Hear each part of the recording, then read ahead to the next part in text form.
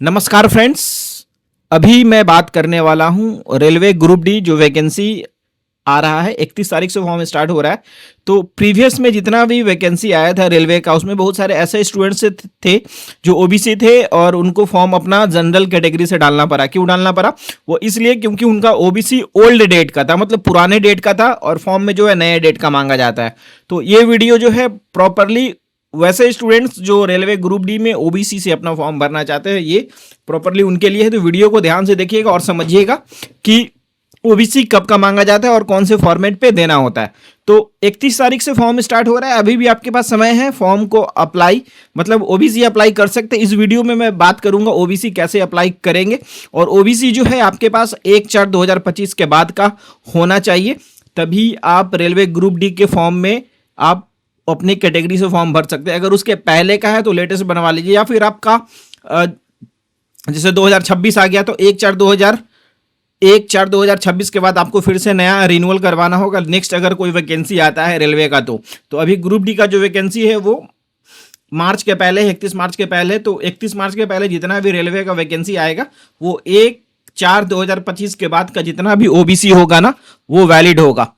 तो अगर आपके पास नहीं है तो आप कैसे रेलवे के लिए ओबीसी बनवाएंगे, कौन सा फॉर्मेट देना, कौन से फॉर्मेट में बनाना होगा, आरओ लेवल का होगा, एसडीओ लेवल का होगा, या रेलवे के फॉर्मेट पे होगा, वो सारा चीज़ आपको इस वीडियो में मैं अभी कवर करने वाला हूं। कैसे ऑनलाइन करेंगे, कितना जल्दी आपका बन जाएगा वो भी मैं बताऊंगा। जल्दी से जल्दी 2 से 3-4 दिनों में कैसे बनता है वो बताऊंगा, और डॉक्यूमेंट्स क्या क्या लगता है कि आपका ओबीसी जो रिजेक्ट ना हो और बिना ब्लॉक जाए आपका ओबीसी तैयार हो जाए। चलिए ज़्यादा देर ना करते हुए अपने कंप्यूटर स्क्रीन पे चलते हैं।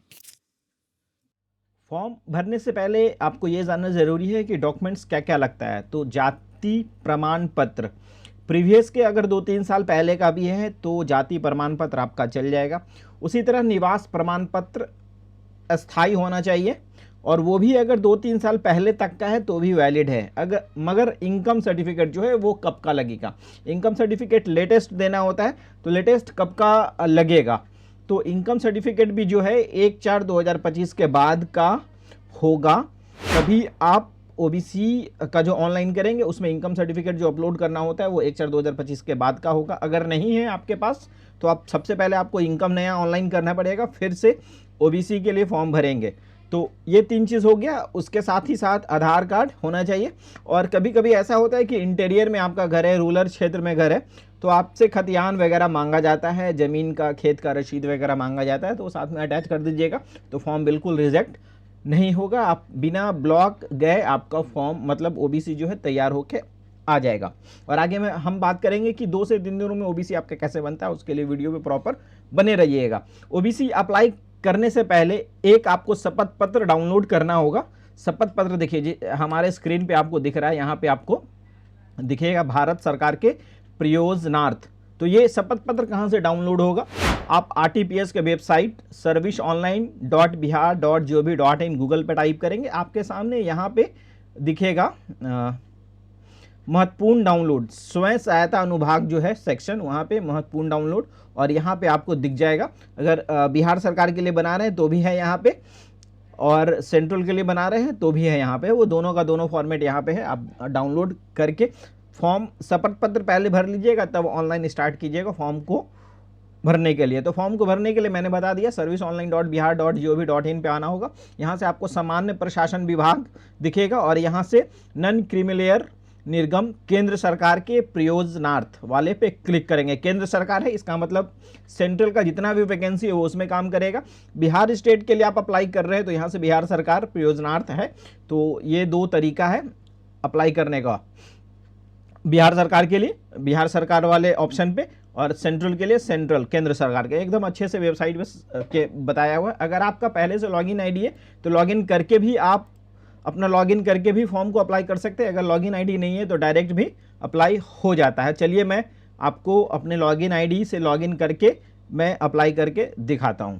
चलिए मैं डायरेक्ट प्रोसीजर बता देता हूं कि आप का अगर लॉगिन आईडी नहीं है तो आप कैसे खुद से अप्लाई करेंगे। तो यहाँ से आप बिल्कुल आपको दिखेगा सामान्य प्रशासन विभाग, यहाँ से मैंने जो अभी बताया था थोड़ी देर पहले, केंद्र सरकार प्रयोजनार्थ, इस पर क्लिक करेंगे। अंचल स्तर सबसे पहले आपको अंचल स्तर से बनाना होगा। अंचल स्तर से बन जाता है तो फिर अनुमंडल स्तर से आप अगर चाहेंगे तो अप्लाई कर सकते हैं, लेकिन रेलवे का फॉर्म रेलवे के लिए लगाना है तो आप कम से कम आपके पास अंचल स्तर का होना चाहिए। जिसके पास अंचल स्तर का है वो अनुमंडल स्तर पे अपना अप्लाई करके रख लीजिएगा। फॉर्म आते आते 31 तारीख तक आपका भी ये बन के रेडी हो जाएगा। तो मैं अभी अंचल स्तर पे आपको ऑनलाइन करके बता रहा हूँ। तो यहाँ पे लैंग्वेज है, प्रमाण पत्र का प्रारूप, भाषा चुने। अगर हिंदी चुनते हैं तो आपका जो ओबीसी होगा वो डाउनलोड होगा तो वो हिंदी में लिखा हुआ रहेगा। अंग्रेजी करते हैं तो आपका जो ओबीसी बन के आएगा वो इंग्लिश में होगा।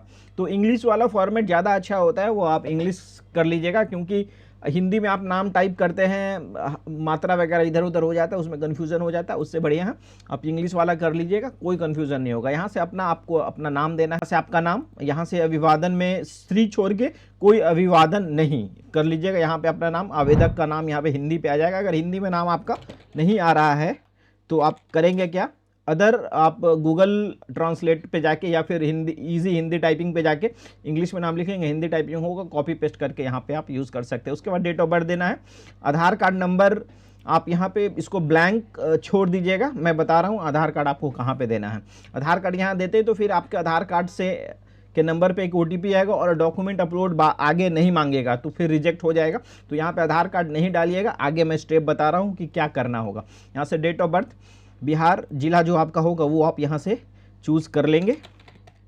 उसके बाद जो आपका अनुमंडल होगा यहाँ पे आपको ऑप्शन आ जाएगा। अगर आपने जिला सही चुना है तो यहाँ से अनुमंडल उस जिले का सारा दिखने लगता है। उसके बाद ब्लॉक जो होगा आपका वो यहाँ से आपको सारा दिखने लगता है। ब्लॉक और अनुमंडल में गलती नहीं कीजिएगा। गांव का नाम यहाँ पे है, गांव का नाम यहाँ पे दे देना है, वार्ड नंबर दे देना है, पोस्ट ऑफिस का कॉलम यहाँ है, पिन कोड यहाँ पे है, सर्किल नंबर और होल्डिंग नंबर अगर आपको पता है डालिएगा, नहीं पता है उसको ब्लैंक छोड़ सकते हैं, कंपलसरी नहीं है। उसके बाद आपका जो एरिया है वो ग्राम पंचायत, नगर निगम, नगर परिषद या नगर पंचायत जो भी होगा वो एक ऑप्शन यहाँ से चूज़ कर लेंगे। जैसे ही चूज़ करेंगे, टिक आउट करेंगे, यहाँ पे वो आपका दिखने लगेगा। अगर नहीं दिख रहा है तो वो आपका एरिया उस चीज़ में नहीं है। उसके बाद थाना है, यहाँ पे जो आपका थाना होगा वो यहाँ से आप थाना अपना चूज़ कर लेंगे। और उसके बाद परमानेंट और टेम्प्रोरी एड्रेस जो है वो टिक आउट कर लेंगे। और जस्ट नीचे आएंगे, यहाँ से रिलीजन है, आप रिलीजन टाइप कर लेंगे। कैटेगरी जो भी होगा आपका वो यहाँ पे आपका ओबीसी है, ओबीसी। यहाँ पे जाति का नाम आपका आ जाता है, जो भी जाति आप होंगे वो यहाँ से आप चुन लेंगे। उसके बाद उपजाति यहाँ आ जाएगा। अगर आपका उपजाति, जैसे मैंने यहाँ पे यादव डाला, यादव डालने के बाद उपजाति देखिए आ जाता है, तो उसी तरह अगर उपजाति होगा आपका खुल जाएगा। अगर नहीं खुल रहा है तो आपका उपजाति नहीं है। उसके बाद यहाँ पे पेशा है, छात्र, सरकारी सेवा, निजी सेवा, व्यापार, किसान, गृहिणी, अन्य जो भी होंगे आप वो यहाँ से आप अपने अकॉर्डिंग टिक आउट कर लेंगे। फादर्स का नेम यहाँ पे है, फादर्स नेम जैसे इंग्लिश में लिखेंगे यहाँ पे हिंदी पे ऑटोमेटिकली हो जाता है। फादर्स का जाति आप यहाँ से चुन लेंगे। उसके बाद मदर्स नेम है, यहाँ पे मदर्स नेम ऑटोमेटिकली हिंदी में हो जाएगा। हस्बैंड नेम, अगर आप मैरिड है हस्बैंड नेम डालिएगा, नहीं तो उसको छोड़ दीजिएगा। ईमेल आईडी और मोबाइल नंबर, मोबाइल नंबर जैसे ही टाइप यहाँ करते हैं मोबाइल पे आपको एक OTP आता है। और फोटो जो अपलोड करना है, देखिए इसमें OBC पे जो बनाते हैं उसमें फ़ोटो पे साइन करने का ऐसा कुछ दिया हुआ नहीं है, लेकिन आप अगर साइन करके अपलोड करते हैं तो ज़्यादा बेटर हो जाएगा। तो ऐसे आप नॉर्मली फ़ोटो भी अपलोड कर सकते हैं यहाँ से। जस्ट उसके नीचे फिर आएंगे, सारा कॉलम उसको छोड़ दीजिएगा। डायरेक्टली यहाँ पे क्या कर भुगतान करते हैं सीधा यहाँ पे नो कर देंगे, और क्या कर संपत्ति के अंतर्गत है यहाँ पे नो कर देंगे। और यहाँ पे इनकम जो सर्टिफिकेट में आपका बना हुआ है, नौकरी से है तो नौकरी वाले में दीजिएगा, पेंशन वाले से है तो पेंशन वाले में दीजिएगा, व्यवसाय से है या अन्य स्रोतों से जो होगा तो आप इसी में दे दीजिएगा। और बाकी कृषि से आय जो होगा वो यहाँ पे इसी पे दीजिएगा। दोनों अलग अलग लिखिएगा और टोटल अमाउंट जो है आपका वो यहाँ पे मिल जाएगा। उसके बाद नीचे आएंगे, यहाँ पे अटैचमेंट में सारे पे टिक आउट कर लेंगे। अगर आपका कुछ एक्स्ट्रा टिक आउट लगेगा और आपके पास लगेगा कि ये डॉक्यूमेंट्स हमारे पास है तो आप टिक आउट कर लीजिएगा। अगर वो डॉक्यूमेंट्स नहीं होगा तो उसको अनटिक कर सकते हैं। और यहाँ पे आई एग्री करके यहाँ पे कैप्चा दे के सबमिट पे क्लिक करेंगे। आगे डॉक्यूमेंट कैसे अपलोड करना है वो अभी मैं बता रहा हूँ, वीडियो पे बने रहिएगा। जैसे ही OTP वेरीफाइड करते हैं, यहाँ पे OTP वेरीफाइड ऐसा आ जाएगा। उसके बाद ओके पे आप क्लिक कर लेंगे और नीचे कैप्चा डाल के और आपको यहाँ पे सबमिट पे क्लिक करना है। जैसे ही सारा डिटेल्स आप भर लेते हैं, आपको यहाँ पे एक ड्राफ्ट नंबर दिख जाता है, चेक कर लीजिएगा बारीकी से सब कुछ सही है। तो उसके बाद अटैच अनेक्सर पे टिक आउट करना है। अटैच एनेक्सर पे जैसे ही टिक आउट करते हैं, यहाँ से कास्ट सर्टिफिकेट आपका जो है वो पीडीएफ फॉर्मेट पे अपलोड करना है 200 केबी से नीचे, रेसिडेंस सर्टिफिकेट पीडीएफ फॉर्मेट में 200 केबी से नीचे, और उसी तरह इनकम सर्टिफिकेट आपका 200 केबी से नीचे। ऑथ लेटर जो है वो आपका फॉर्म 13 जो है यहाँ पे अभी मैंने जो दिखाया था वो वाला आप अच्छे से बारीकी से भर लीजिएगा और उसको अपलोड करना है। और उसी तरह यहाँ पे Aadhaar card, voter ID card, driving licence, passport जो भी है वो अटैच कर दीजिएगा।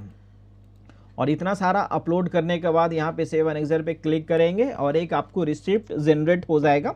रिसिप्ट जनरेट हो जाएगा तो वो आपका जो है वो ओबीसी बन के तैयार नहीं हो, वो एक रिसिप्ट है। उस रिसिप्ट से आप स्टेटस पता कर सकते हैं। अगर आप चाहते हैं कि 2 से 3 दिनों में आपका ओबीसी बन जाए तो जो रिसिप्ट है उसके साथ साथ आपने जो डॉक्यूमेंट्स अटैच किया है उसको लेकर आप अपने नज़दीकी जो आपका जो ब्लॉक है उस ब्लॉक में जाके जमा कर देंगे। वहाँ आप एक एप्लीकेशन देंगे या आप मौखिक रूप से भी बोल सकते हैं कि हमें जॉब सरकारी नौकरी के लिए फॉर्म भरना है, उसमें ओबीसी का ज़रूरत है, जिसका डेट फॉर्म का कम है, जल्द से जल्द बना दिया जाए। तो आप इस तरह से मौखिक रूप से आप आवेदन देंगे तो भी आपका बात सुन लिया जाता है वहाँ पे और आपका ऐसे में 2 से 3 दिन में बन जाता है। और अब बात रहा कि किस फॉर्मेट, रेलवे फॉर्मेट में भी क्या देना है। अगर आपका ओबीसी जो है वो अंचल स्तर से बन जाता है, उसके बाद आप अगर आपको लगे कि इस फॉर्मेट पे, रेलवे फॉर्मेट पे आप, हाँ वेरिफिकेशन के समय तो इसी फॉर्मेट पे लगने वाला, तो फॉर्म भरने में आपका वो अंचल वाले से भी हो जाएगा।